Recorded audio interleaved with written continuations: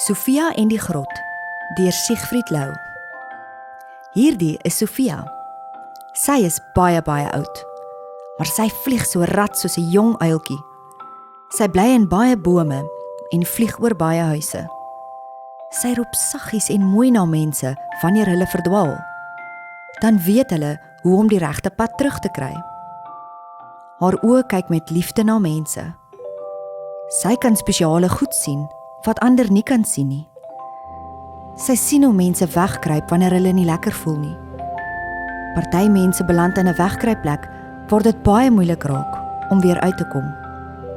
Soos wat besig is om met Gawie te gebeur.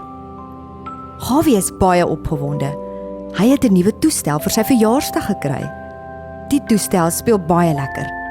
Na 'n rowwe dag by die skool, laat die toestel vir Gawie beter voel. Die een speletjie is net te wonderlik. Gawie is baie goed met hierdie speletjie. Dit laat hom vergeet van al die moeilike skoolwerk. Hy ontspan wanneer hy op die toestel speel. Gawie se mamma en pappa is baie besig. Hulle is maar te bly dat Gawie op die toestel speel. Die toestel help hom met huiswerk en mamma en pappa het nie tyd om te help nie. Maar Sofia voel bekommerd. Sy loer uit die boom uit na Gawie in sy kamer. Gawie speel en speel. Hy sien knoppies en medaljes. Hy sien hoe hy wen. Maar Sofia se oë kyk anders.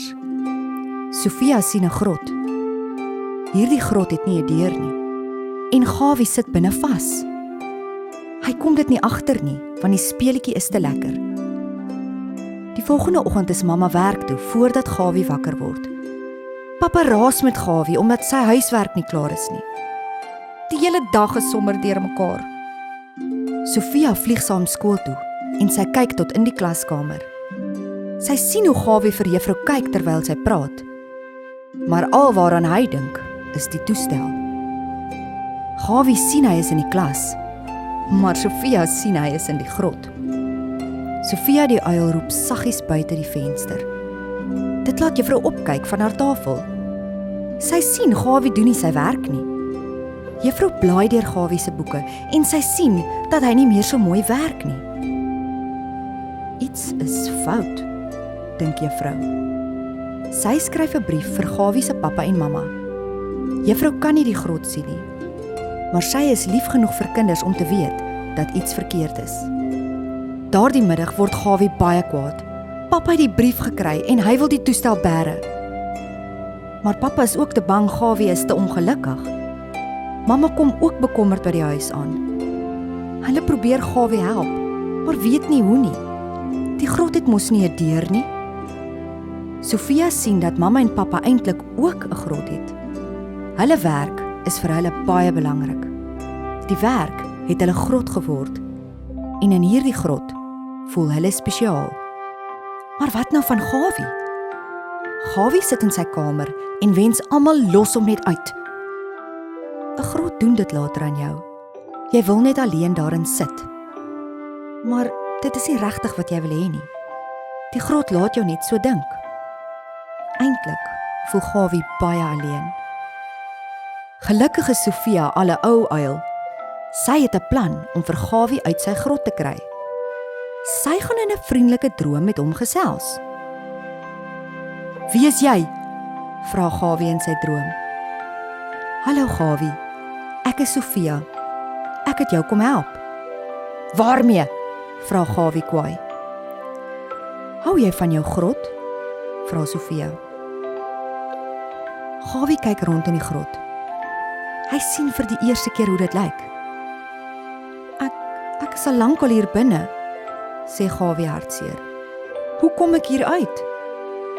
"Klim op my rug," fluister Sofia. "Ek moet jou eers nog grotte gaan wys, dan sal jy weet." Gawie klim op Sofia se rug. Hy kan, want dit is mos 'n droom. Hulle vlieg by die venster uit. Ligland lyk pragtig in die donker. Gawie sien liggies en mense. Sofia vlieg laag oor die winkel met die baie bottels en blikkies.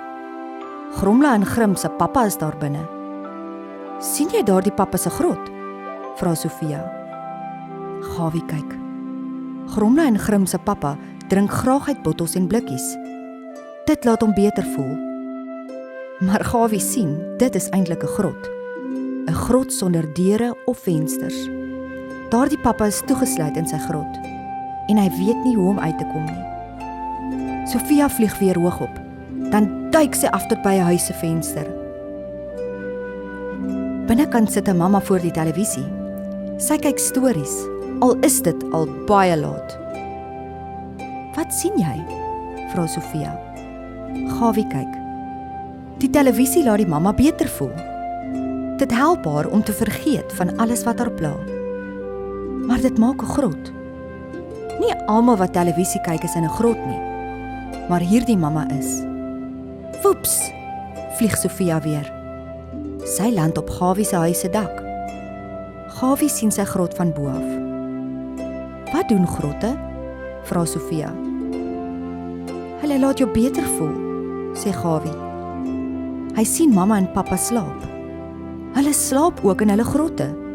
Dit is die grotte van hulle werk. "Maar eintlik jok die grotte vir jou," fluister Gawie. "Wat sê hulle?" wil Sofia weet. "Die grotte wil hê jy moet vergeet van die dinge wat nie lekker is nie." Sofia knik. Gawie leer vinnig. Hulle sit lank so in die donker nag op die huis se dak. Sofia se groen oë kyk en kyk. "Ek weet nou hoe kom 'n mens uit jou grot uit," sê Gawie skielik hard. Sofia skrik sommer. "Hoe?" vra sy. Uile vra graag, "Hoe?" "Jy moet in die oë kyk van die mense vir wie jy lief is," sê Gawie. Hy kyk vir Sofia. Sy kyk terug. Uile kan nie glimlag nie, maar Gawie kan sien Sofia lyk gelukkig. Die volgende middag na skool kom Gawie by die huis.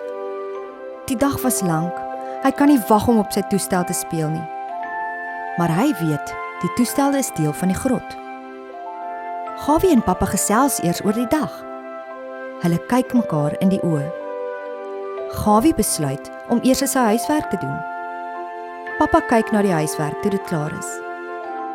Dan gaan Gawie parkie toe om te speel. En eers daarna speel hy vir 'n rukkie op die toestel. Sofia knip haar oë tevrede in die boom. Gawie het nog steeds 'n grot, maar hierdie grot het nou 'n deur waar hy kan ingaan en uitgaan.